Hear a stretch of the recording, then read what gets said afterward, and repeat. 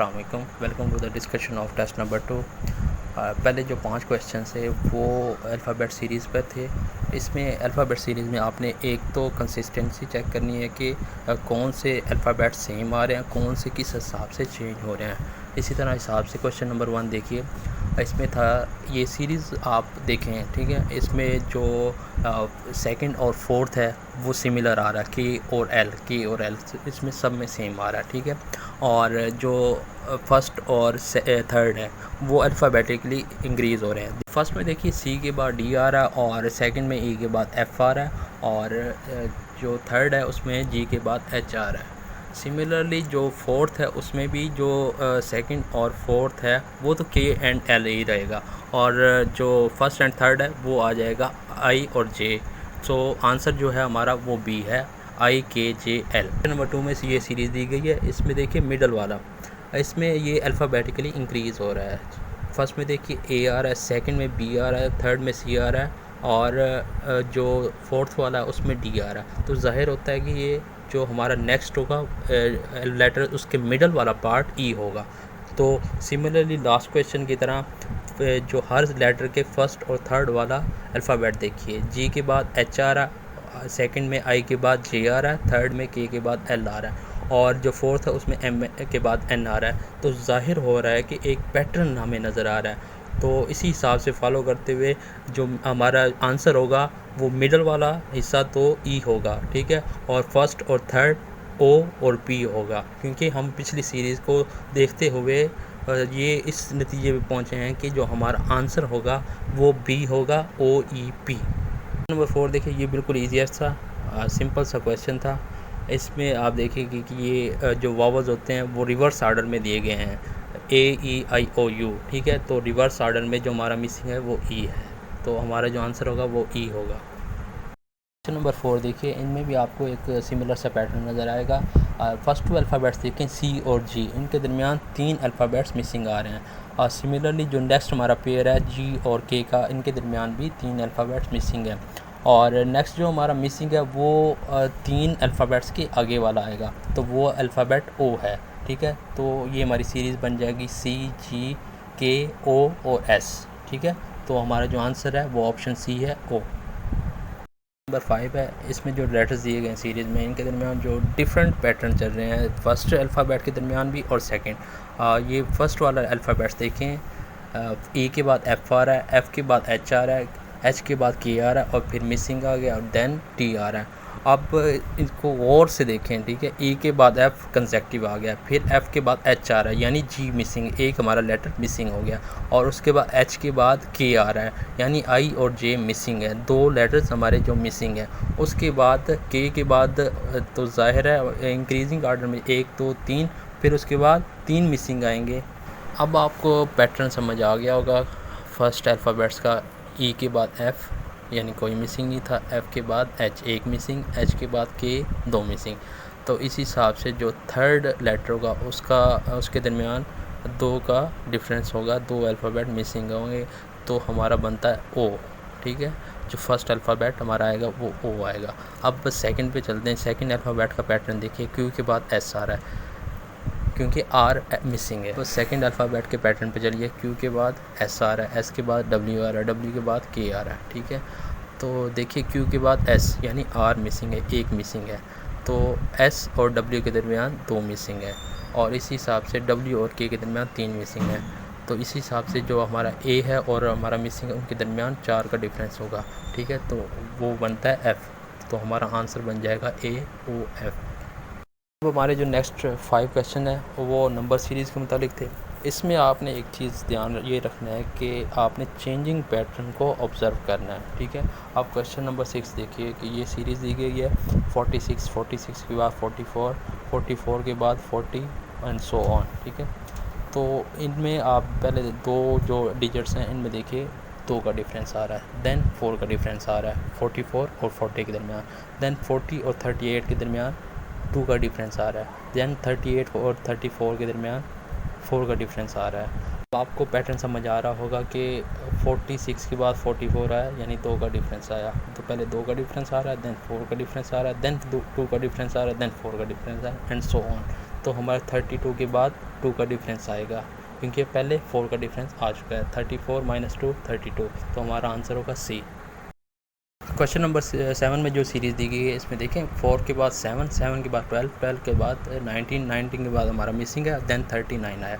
ठीक है, और इसमें पैटर्न आप देखें, अब 4 के बाद 7 यानी 3 ऐड अप हुआ है, उसके बाद 7 के बाद 12 5 ऐड अप हुआ है, 12 फिर 12 के बाद 19 यानी 7 ऐड अप हुआ है, और देन जो हमारा 19 है और मिसिंग है। अब हम देखना है कि जो हमारा पैटर्न बन रहा है 3 ऐड हुआ है, देन 5 ऐड हुआ है, देन 7 ऐड हुआ है। जो हमारा मिसिंग होगा उसमें यही पैटर्न कंटिन्यू होगा और 9 ऐड अप होगा, तो हमारा आंसर आएगा 28, which is option A. Question number 8 देखिए, ये बिल्कुल सिंपलेस्ट और ईजीएस्ट क्वेश्चन था।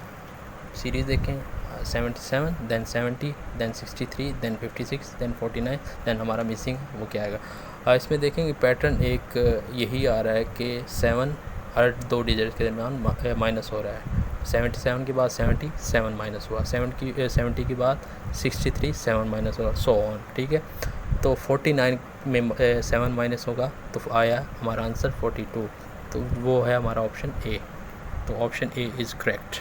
क्वेश्चन नंबर 9 देखें, इसमें एक कंबाइंड पैटर्न आ रहा है, एट अ टाइम मल्टीप्लिकेशन भी हो रही है, सब्ट्रैक्शन भी हो रही है। अब सीरीज़ देखें 12, 12 के बाद 24 यानी 2 से मल्टीप्लाई किया गया है 12 को, तो हमारा जो नेक्स्ट डिजिट है वो 24 है।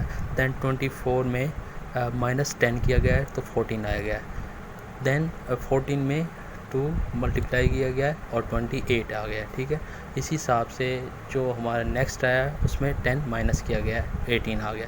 इसी हिसाब से जो हमारे लास्ट 2 डिजिट हैं 18 और 36, 18 को 2 से मल्टीप्लाई किया गया तो 36 है, 36 में से 10 माइनस किया जाएगा तो हमारा जो नेक्स्ट मिसिंग है वो डिजिट आ जाएगा, विच इज़ 26, और जो हमारा ऑप्शन सी है वो करेक्ट है। क्वेश्चन नंबर 10 है, ये बज़ाहिर तो कम्प्लेक्स सी सीरीज़ लगती है लेकिन थी बिल्कुल इजी ही। इसमें आप देखिए पहले 1536 है, दैन 384 है, दैन 96 है, और जो इसमें से 4 डिवाइड किया गया है 1536 में 4 डिवाइड किया गया तो हमारा जो नेक्स्ट डिजिट है वो आ गया 384, 384 में 4 डिवाइड किया गया तो 96 आ गया। अब 96 को भी 4 पे डिवाइड किया जाएगा तो हमारा जो नेक्स्ट मिसिंग है वो आ जाएगा, अब विच इज़ 24, और जो हमारा ऑप्शन है वो करेक्ट होगा। हमारा नेक्स्ट और लास्ट पार्ट आ गया जो हमारा सिंबल और पिक्चर सीरीज़ पे था, जो काफ़ी ट्रिकी भी नज़र आया।